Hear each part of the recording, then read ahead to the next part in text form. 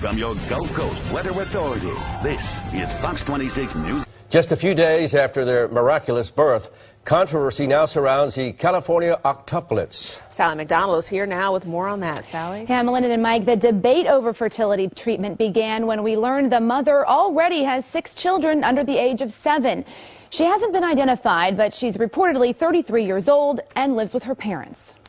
She's fine. She's fine. The octuplet's grandfather helped some of the older children onto a school bus Friday, a few days after celebrating the birth of his 8 grandchildren with doctors. Everybody was very excited and, as I say, very prepared for this delivery. Everybody back. Shut up. But the family wasn't prepared for the flack that followed.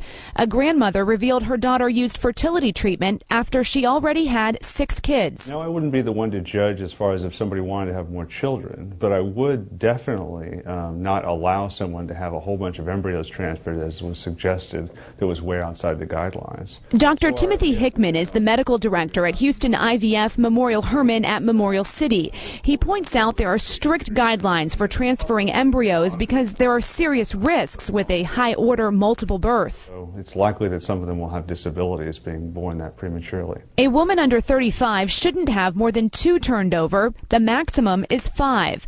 The guidelines have resulted in fewer embryos being transferred and a marked reduction in the number of high-order multiple births. So I would hope this is not the product of an IVF pregnancy, because if it was way off.